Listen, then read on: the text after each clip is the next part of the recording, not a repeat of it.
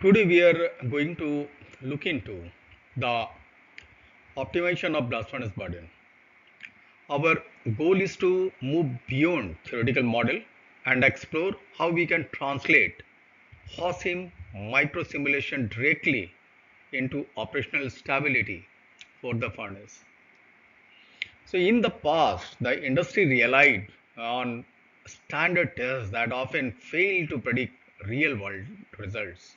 This presentation will show how we have used advanced simulation to understand the complex environment inside the furnace stack, allowing us to improve burden quality, which reduce the coke rate and ultimately increase the productivity.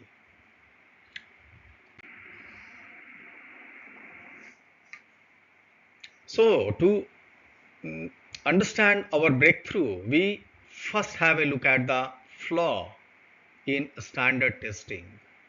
The traditional isothermal testing uses fixed temperature and static gas composition.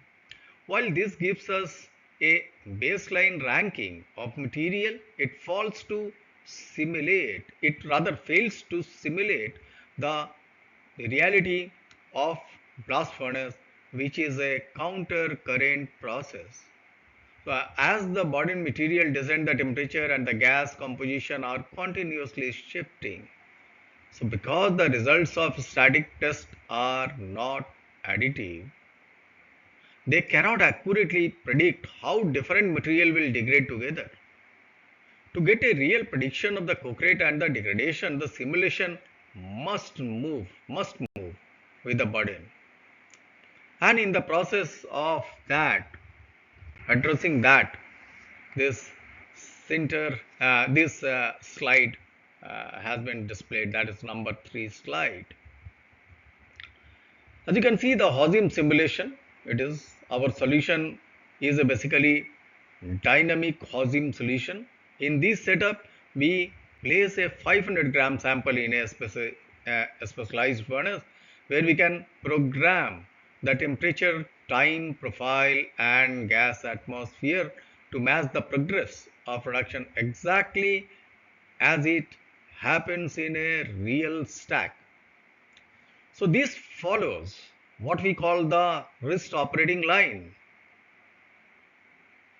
a mass balance that relates the oxygen in the body to oxygen in the gas. By tracking variable like heating rate, gas composition from the coal injection, and post-simulation mineralogy, we can finally see how the body survived the journey through the furnace.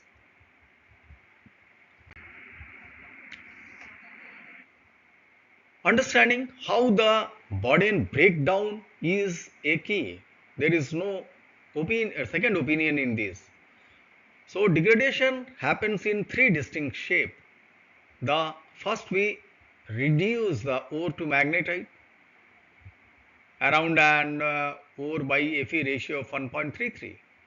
So we create internal porosity. This causes the material to swell, creating massive internal tension that fracture the surrounding matrix.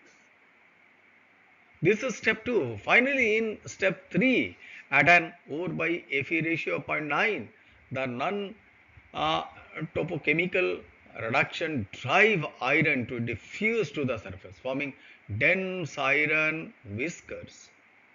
These chaotic whiskers grow and physically peel off the outer matrix, causing severe and it affect a lot those structural damages.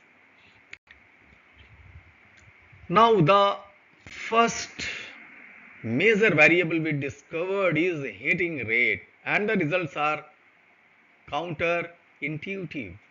So we compared peripheral slow heating against the central fast heating. Surprisingly, slower heating leads to much higher degradation, about 15%. This is because the slow heating allows tension causing phases like woostite to form at lower reduction level, maximizing internal stress before the structure can stabilize. So in contrast, we can say that the fast heating that the shown here, bypasses that critical tension threshold more quickly, which limits the window for crack to propagate, resuming, uh, starting, or we can resulting in only about 10% peak degradation. Next, we look at the gas composition. Specifically, the impact of pulverized coal injection or PCI. So, in modern furnace, if we see, look into see the PCI have atmosphere with up to 6% hydrogen. We found that hydrogen is a game changer because it surpasses the growth of these damaging iron whisker. In a 0% hydrogen atmosphere, reduction is chaotic and whisker growth is unrestricted. But with 6% hydrogen, the reaction rate is much faster, promoting uniform topochemical reduction that preserves the integrity of the material's matrix and significantly lower the degradation. The third variable is the mineralogy of sinter itself. We found that the specific calcium ferrite phase dictates whether a structure survives. Block type calcium ferrite is suboptimal because it is prone to severe cracking under expansion.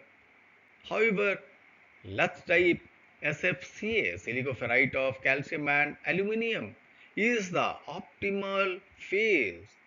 These laths act like micro rebar, providing high fracture toughness that protect the surrounding matrix. To achieve this superior structure, it is we found that it is a foundational to use ore mixture with a naturally low alumina content. So the we can say that in conclusion, our research reveals the formula for furnace stability.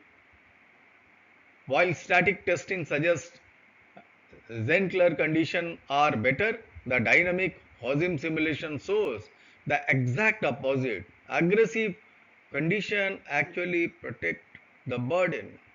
Our playbook for the maximum stability require three things: the fast heating to push the past the tension threshold, high hydrogen to starve the growth of chaotic whisker, and a lath SFCS structure to hold everything together. By optimizing for these high velocity reduction pathway rather than isothermal preservation, we can achieve the ultimate goal of a stable and efficient furnace.